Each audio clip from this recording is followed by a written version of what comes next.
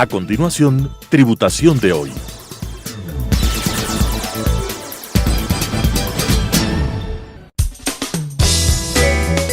Clasificación A. Apto para todo público.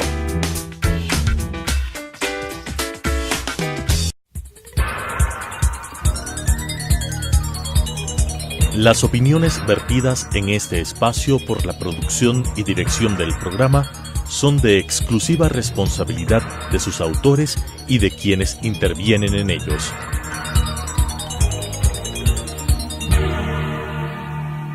Telesucesos Canal 29 UHF presenta Tributación de hoy, un programa destinado para los ciudadanos en su entorno fiscal para el Ecuador, con la conducción de la doctora Cristina Trujillo. Tributación de hoy.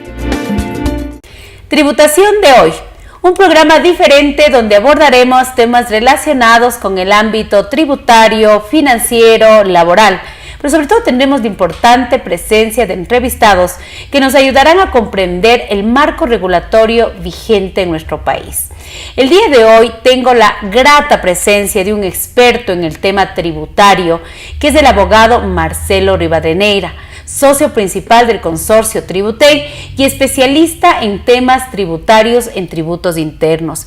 Estimado doctor, qué gusto el día de hoy tenerte en nuestro programa, porque sobre todo queremos abordar aquellos temas importantes sobre nuestros derechos y obligaciones que tenemos como contribuyentes en nuestro país. Quiero darte la más cordial bienvenida y quiero comenzar con una pregunta totalmente importante para los contribuyentes.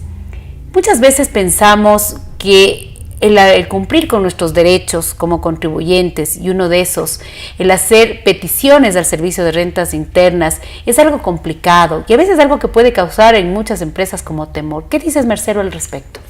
¿Cómo estás, Cris? Te agradezco mucho y a la vez te felicito por este tipo de espacios técnicos que ayudan al gremio de contadores y ojalá a mi gremio también de abogados. Muchas gracias, Marcelo. Cada vez ir mejorando en la parte profesional en beneficio de esta sociedad. Bueno, efectivamente, no podemos tapar el sol con un dedo. Existe ese temor en la gente, existe ese temor en los contadores y en las empresas. Lastimosamente es un tabú que se ha venido acumulando durante muchos años. Es algo que realmente viene del pasado. No podemos negar, hace 20 años realmente el SRI sí daba miedo. Uno iba, tocaba la puerta del SRI y tenía una actitud un poquito represiva por el tema de devolución de impuestos, un poquito a la defensiva cuando uno intentaba ejercer sus derechos. Sin embargo, como te decía, es algo que tiene que quedar en el pasado.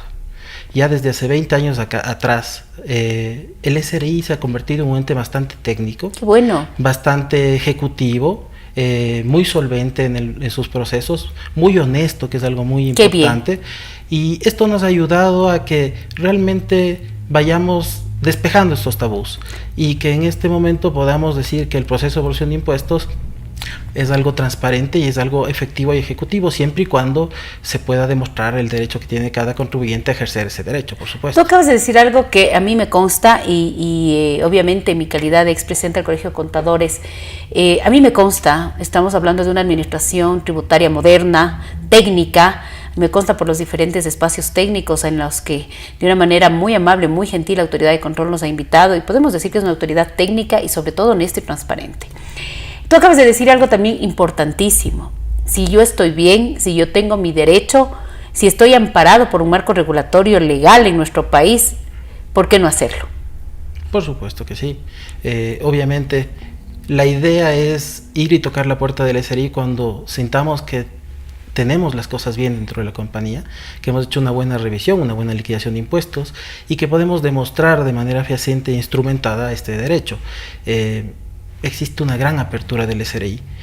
Cuando hablemos un poquito ya de los procedimientos y de los procesos en específico, vamos a ver que incluso el SRI nos abre las puertas de su casa.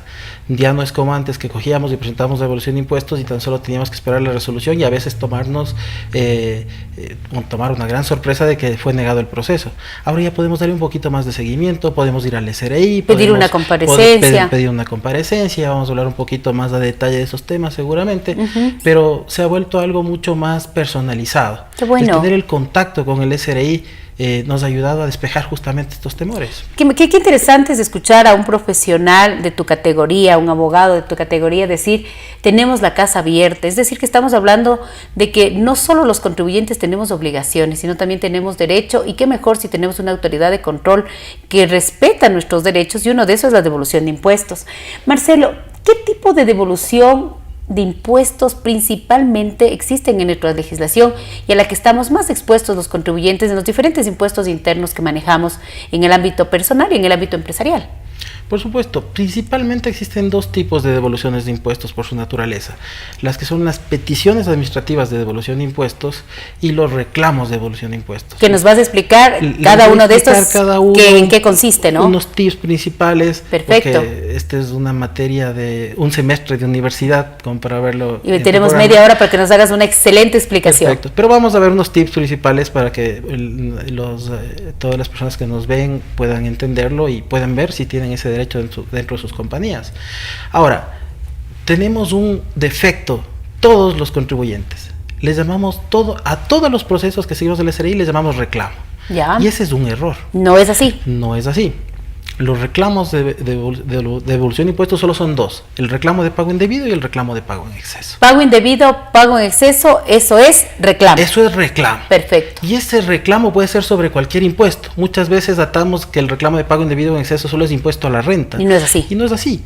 Realmente el reclamo de pago indebido y pago en exceso, que están estipulados a partir del artículo 115 del Código Tributario en adelante, para los que quieran revisarlo, se puede plantear ante cualquier tipo de administración tributaria, no solo SRI. Yo puedo plantear ante una administración pública seccional, por ejemplo, ante el municipio, un reclamo de pago indebido o pago en exceso.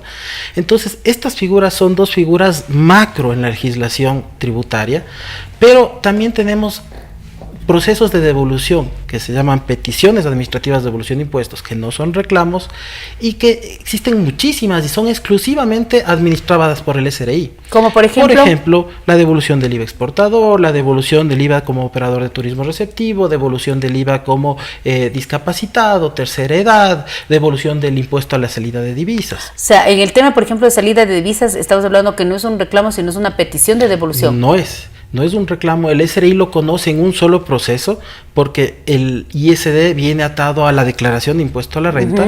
Entonces liquida retenciones, liquida ISD y después saca un saldo a favor. Correcto. Es un híbrido dentro de la legislación realmente, pero si es que, por ejemplo, a mí me niegan una petición de devolución de ISD, se toma como una negativa de una petición administrativa, no como una negativa de reclamo. Y eso tiene una gran importancia. Cuéntame por qué. Si a mí me niegan un reclamo administrativo, yo no puedo volver a plantear otro reclamo administrativo. Ya tendría otro tipo de acciones en sede administrativa, por ejemplo, recurso de revisión o demanda de impugnación en sede judicial. Correcto. Pero si a mí me niegan una petición de devolución de ISD, puedo plantear un reclamo de impugnación en contra de esa resolución. Lo que tú nos estás diciendo y bueno, las personas que no están familiarizadas con el tema de, pongámosle un concepto general, el tema de devoluciones de impuestos, pensamos que todo es lo mismo, pero tú aquí estás dejando claramente dos universos, las peticiones y los reclamos, y que tienen diferente connotación en el caso de que tengamos una negativa. En un reclamo, si me niegan, tú estás diciendo claramente que podré ir a otra acción administrativa, como es un recurso de revisión, un acto judicial, pero en una petición, si me niegan, voy a ir a un tema de reclamo. Ese tipo de cosas, aunque no lo creas, muchas personas dicen, no soy abogado y no tengo por qué saber, y no es así. Tanto creo que como los contadores y las empresas tenemos que tener estos conocimientos básicos, incluso en el momento que tengamos que contratar a estos profesionales que nos auspician en este tipo de procesos ante el Servicio de Rentas Internas. Muy interesante tú lo que nos acabas de decir.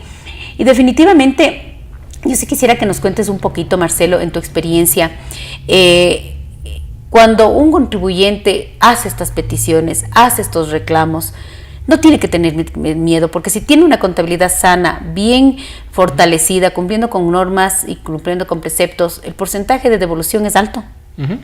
Bueno, mira, hay un dicho que los contadores tienen en la mente y que hay que quitarles. Muchas veces dicen que cuando vamos por lana salimos trasquilados en el SRI, y eso es algo que tenemos que olvidarnos. No es así. No es así.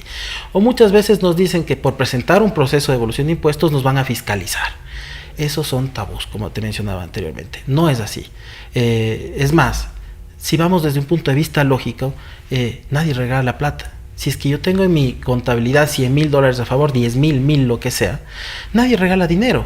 Si es que yo no ejerzo mi derecho a que me devuelvan mis impuestos, por el contrario, existe ¿qué pensarías tú como administración tributaria? ¿Por qué no que reclamas? Algo mal existe. Correcto. Nadie regala Yo dinero. Pienso en igual Ecuador. que ti. Yo pienso igual que ti. Partamos de ese principio. Y después, los niveles de efectividad son bastante altos dependiendo de cómo se lleve el proceso, por supuesto. Hay que partir con una buena planificación, hay que tener una gran organización, pero sobre todo hay que animarse, hay que tomar la decisión. Y esto, ojo, es un tema súper importante. Como tú decías, los contadores, los financieros, los administradores, estamos todos encaminados a cumplir obligaciones y más obligaciones. ¿Qué diferencia de un profesional contador que acude a la gerencia, a los dueños de la compañía, solo a decir, pague esto, cumpla esto, tenemos este problema, tenemos esta obligación, de aquel contador que también hace ver este tipo de oportunidades? Correcto. Y que están amparados en la norma, están amparados en la ley.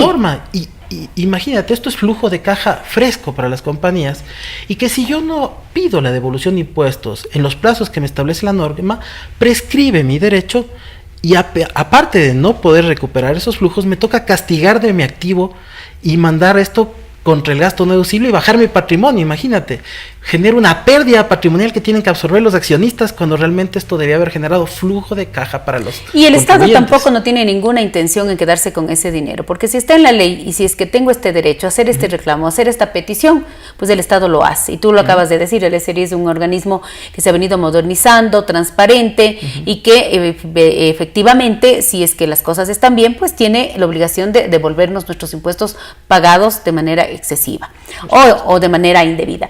Mira, es interesante ver la cantidad de beneficios que se han creado a favor de varios sectores de la economía y que muchas veces no lo explotamos por parte de los contribuyentes. Por ejemplo, el tema de las empresas de turismo y otros exportadores. ¿Puedes hablar un poquito de este tema, que son algunas preguntas que nos han hecho nuestros televidentes y que seguramente van a tener como producto final pedir una petición al Estado de devolución? Cuéntanos, Marcelo, por favor. Bueno, el tema de la devolución del IVA exportador es la más antigua petición de devolución de impuestos que existen en la legislación. Y como te decía, hace 20 años cuando nació era complicado. Yo iba y pedía la devolución de IVA exportador y pedía 100,000 y me devolvían 5,000.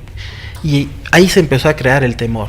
Pero después el SRI fue modernizando sus procesos, los contribuyentes se fueron adaptando a esos procesos, que también es importante, y los porcentajes de devolución subieron muchísimo, y ahora estamos en un proceso de devolución automatizado, en que incluso el SRI me devuelve y después me revisa. La idea es llegar casi en todos los procesos a este tipo de trámites. Y cumplirse lo que dice incluso la Ley de Fomento Productivo, que todos los procesos de la Administración de Control tienen que ser lo más sencillo, lo más simplificado y lo más rápido posible. Exactamente. En cambio, en otros gremios todavía existe un poco de desconocimiento en cuanto a sus derechos. Gracias a Dios hemos tenido la oportunidad de trabajar muy de cerca con la OPTUR, la Asociación de Operadores de Turismo del Ecuador, con la CAPTUR, con la FENACAPTUR, e incluso con el Ministerio de Turismo, y hemos difundido a través de varios seminarios que hemos dado al gremio este tipo de derechos en materia tributaria. Antes casi ninguna empresa operadora de turismo receptivo hacía estas devoluciones de impuestos, pero ahora cada vez existe un porcentaje más alto.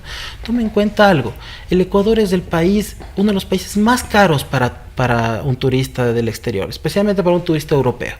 Un turista europeo que tiene que pagar en dólares en Ecuador, una moneda tan fuerte, prefiere irse a Centroamérica, que es mucho más barato hacer turismo.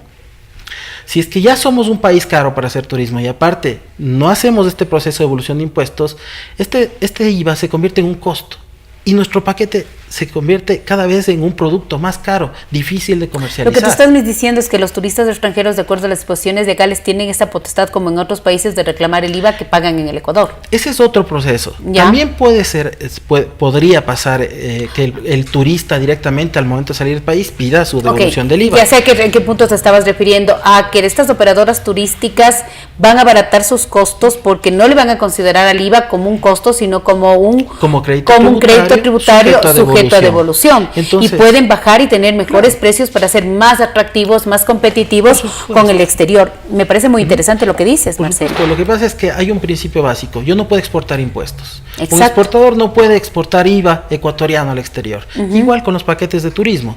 Entonces yo tengo que facturar tarifa cero ese paquete de turismo receptivo. Y está en la norma tributaria, claramente, está en el artículo 56 de la ley tributaria. Está en la norma tributaria, yo facturo tarifa cero, pero todos mis costos internos, hoteles, restaurantes, guías turísticos, tienen IVA. Entonces, al hacer este proceso de evolución del IVA, ese 12% de mis compras atadas al paquete de turismo me devuelven por una devolución de IVA de turismo receptivo. ¿Qué recomendaciones principalmente tengo que tomar en cuenta antes de entrar a un tema de devolución? Y si le podemos poner un ejemplo sencillito en que le podamos decir a nuestros televidentes, yo me quedé con tanto de retenciones, ¿qué debería hacer? ¿Qué es lo primero que debo hacer? ¿Cuánto tiempo voy a esperar?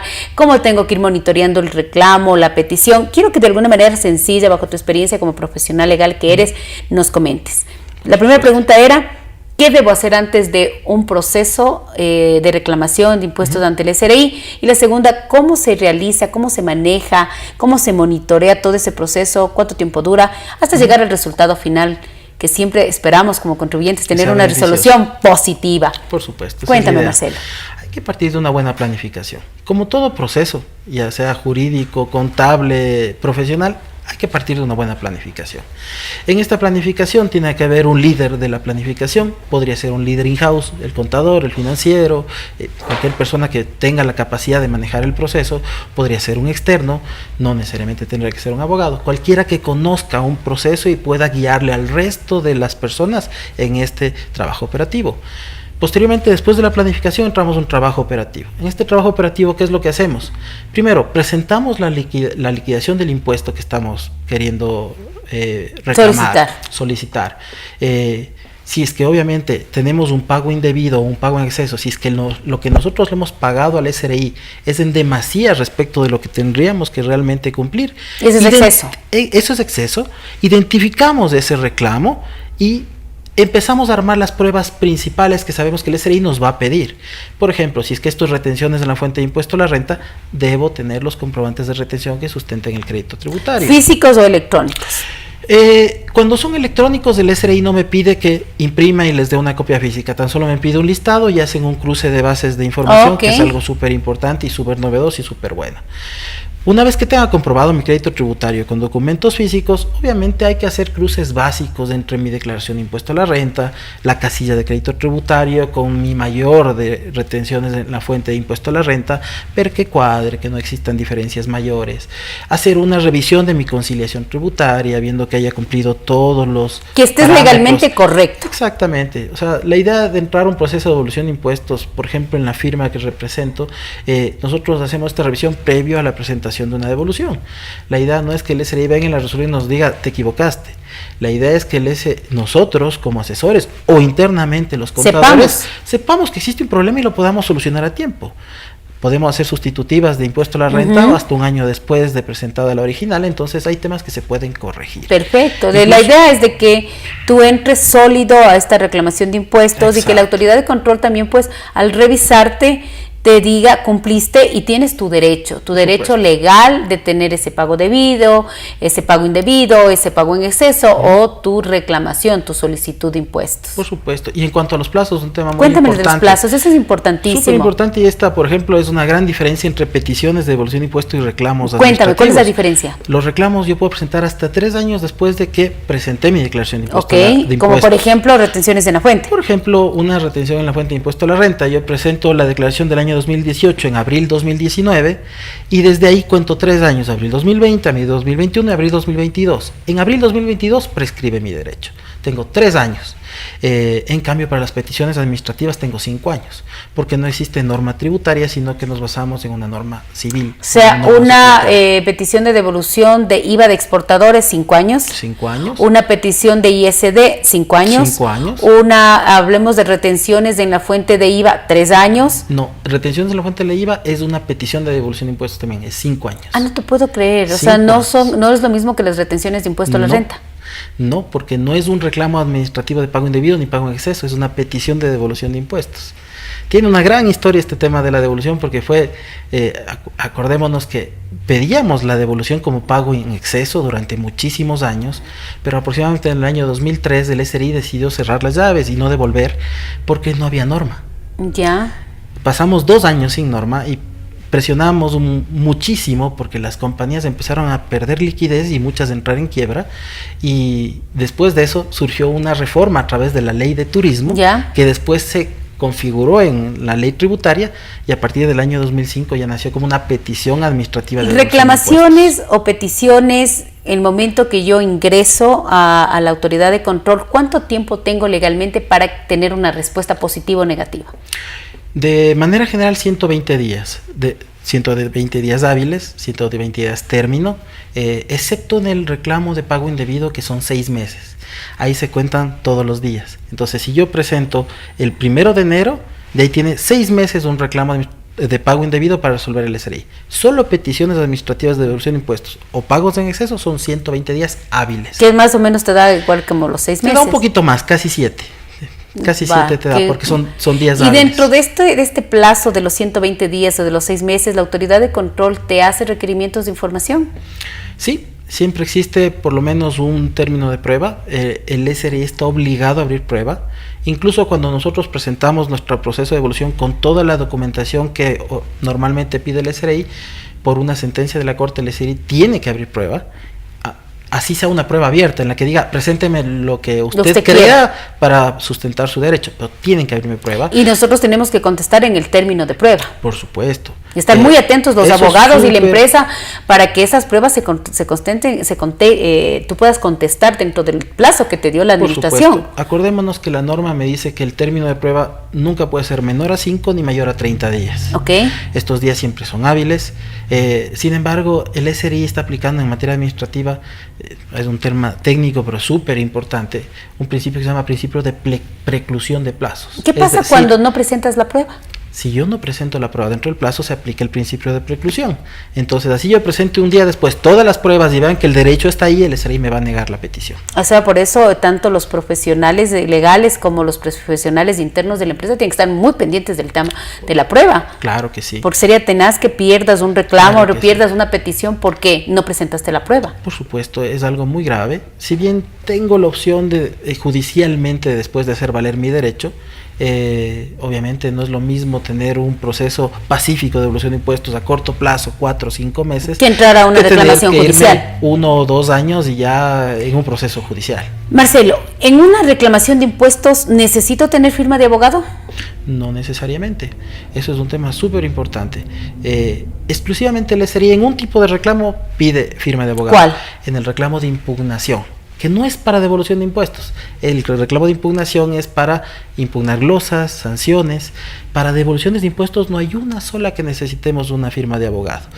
Mi recomendación, ¿cuál es? No buscar un abogado por la firma. Ni siquiera no buscar un abogado, buscar un asesor. Llámese abogado, llámese ingeniero, llámese contador, llámese señor. O sea, estamos hablando que en reclamos y deposiciones no es necesario firmar, o sea, no necesitas un abogado patrocinador. No necesitas. Simplemente este es un proceso de asesoría, un proceso de recomendación de cómo hacer el reclamo para que te salga correctamente, una revisión financiera, una revisión contable de documentos, de que el balance cuadre, de que los impuestos estén bien registrados, pero no necesitas un abogado patrocinador. No, partamos de que este es un proceso jurídico, ¿no? El reclamo administrativo está en una norma legal, es un proceso jurídico legal. Con la firma del representante legal. Exacto, la firma del representante basta. Entonces, yo cuando busco un abogado para que me divorcie, yo no le busco para que firme mi demanda de divorcio. Yo le busco un abogado porque yo no sé cómo hacer un proceso de divorcio. Correcto. Porque yo no sé cómo plantear la prueba, si es que es un divorcio por causal, yo no sé cómo redactar una disolución de la sociedad conyugal, correcto, un escrito, yo no sé el proceso, no sé plazos. Entonces, ¿por qué busco un asesor? Llámese como sea, abogado, ingeniero, señor, etcétera. Busco porque tiene una expertise mayor a la que yo tengo. Y lo que tú acabas de decir es compañía. Importante. Entonces, en una impugnación de glosas, ahí sí necesitas un abogado patrocinador. Ahí sí. El SRI lo solicita, yo no estoy de acuerdo, siempre les he comentado que para mí no debería requerirse firma de abogado para ningún proceso administrativo. Si los derechos constitucionales los podemos hacer valer por nosotros mismos, sin la firma de un abogado, ¿por qué no los derechos administrativos? Y sin embargo, en la práctica, si es que yo no pongo firma de abogado en un proceso de impugnación, me desechan el reclamo y pierdo cualquier tipo de opción a defender. Y lo tienes que hacer. Lo tengo que hacer. ¿Cómo se plantea? Quisiera que nos pongas un ejemplo muy sencillo. ¿Cómo yo planteo una petición de devolución, por ejemplo, de ISD? Frente a lo que tendríamos como un reclamo de pago indebido, o sea, ¿cómo se comienza ese proceso? Por ejemplo, de ISD, que sabemos de que muchas empresas pues tienen ese derecho, ¿no? Sí, cuando el ISD, pues de acuerdo a la normativa del ISD, tenemos 3 opciones, o es costo-gasto, o es crédito tributario, o es una cuenta por cobrar.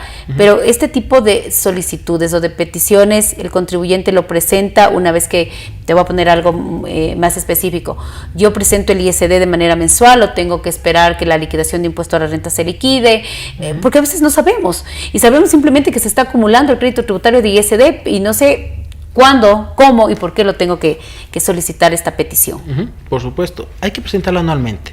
El ISD es una petición de devolución de impuestos que, al generarse como crédito tributario de impuesto a la renta, está atado a la presentación de impuesto a la renta. Primero tengo que ver si es que mi impuesto a la renta va a ser mayor o menor a mi ISD, para posteriormente ver si tengo derecho o no derecho a pedir la devolución de ese ISD. Hay un tema súper importante: los contribuyentes cometen un grave error y cogen su impuesto a la renta, su anticipo, el que sea mayor, y lo compensan contra las retenciones en la fuente de impuesto a la renta. Eso no deben hacer. ¿Cómo en se el debe orden hacer? de prelación del crédito tributario, primero tengo que empezar con el ISD más antiguo, después con el ISD del periodo, y después con las retenciones en la fuente de impuesto a la renta. Y esto por una simple y sencilla razón: porque cuando a mí me devuelven retenciones en la fuente de impuesto a la renta, me devuelven con intereses en base al artículo 22 del Código Tributario. En cambio, si a mí me devuelven ISD, puede ser los mismos 10.000 que me devuelvan como ISD y los mismos 10.000 como retenciones en la fuente, pero el ISD no tiene intereses. En cambio, las retenciones en la fuente de impuesto a la renta generan los mismos intereses que los contribuyentes pagamos al momento de presentar nuestra declaración. ¿Y esta de prelación impuestos. está aceptada por la autoridad de control? Totalmente aceptada por la autoridad de control. Incluso en algún momento en que el SRI intentó cambiar la forma de prelar el crédito tributario, nos negó alguna petición administrativa en el tema de los intereses. Se presentó un reclamo de impugnación, lo volvieron a analizar y el mismo SRI dio marcha atrás y nos devolvió. Ni siquiera hizo falta ir a una instancia judicial. Tengo una pregunta importante, Marcelo. A veces pensamos que el estar empapados como contadores, como empresa, de estos temas, de estos derechos que están estipulados en nuestro Código Tributario, de estas obligaciones, son temas de abogados, pero yo creo que es un tema de contadores. ¿Tú crees que la profesión contable tiene que estar totalmente relacionada a estos temas? Definitivamente que sí. Por más de que el contador no tenga toda la expertise para ir ya al proceso en sí, acuérdense de algo, que la devolución de impuestos se sustenta en una materia prima, y esa materia prima es la contabilidad. Perfecto. Entonces, si bien los abogados tributaristas conocemos del tema contable, porque obviamente cómo podríamos llamarnos tributaristas si no sabemos hacer un asiento contable, el que más conoce de contabilidad es el contador de la compañía, es en el que está en el día a día de la empresa. Sé que tú estás ahorita y vas a dictar un tema de capacitación en todos estos temas relacionados con la devolución de impuestos en el Colegio de Contadores. Quisiera que les hagas una invitación a los contadores para que conozcan y también que sepan que tenemos una autoridad de control técnica, transparente, que nos apoya y que está pendiente de nosotros. Quisiera que les hagas una invitación a los contadores para que se capaciten en estos temas, sobre todo el gremio contable de la provincia de Pichincha y del Ecuador. Marcelo, por favor. Por supuesto, claro que sí, todos están cordialmente invitados. Gracias a Dios tenemos algunas capacitaciones pendientes, una de ellas con el Colegio de Contadores, que es muy importante. Entiendo que va a ser a partir del 1 de agosto, les está llegando ya publicidad a través de los medios digitales del Colegio de Contadores. En este tipo vamos a dar una certificación para el contador, para que esté capacitado para apoyar o incluso para dirigir, si es que fuera el caso, ciertos procesos de devolución de impuestos. Todos estos procesos que hemos visto en pastillas en este momento se van a ver con mayor profundidad en esa certificación, con ejemplos prácticos y siempre con recomendaciones puntuales que son las que hacen la diferencia. Y siempre basados en la legalidad, en la ética y lo que tiene que ser. Por supuesto. Querido Marcelo, te agradezco tu presencia en nuestro programa y mis estimados televidentes, el tema de hoy ha sido de gran importancia, no solamente para el sector de los contadores, para el sector empresarial. Y como siempre, para mí ha sido un gusto el día de hoy poder tener la grata presencia del doctor Marcelo Rivadeneira y decirles que nos vamos a volver a ver en una edición más de Tributación de Hoy. Las opiniones vertidas en este espacio por la producción y dirección del programa son de exclusiva responsabilidad de sus autores y de quienes intervienen en ellos.